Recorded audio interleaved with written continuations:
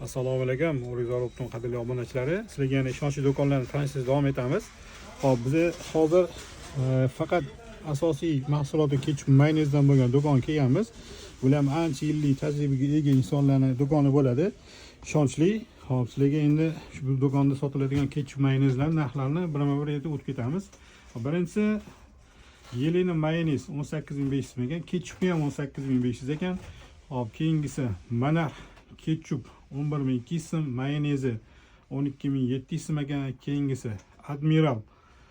Hop, mayonez 10700 so'm, ketchupi 8500 so'm ekan. Hop, keyingisi Don ekan. Donni narxi mayonez 10500 so'm, ketchupi 8500 so'm ekan.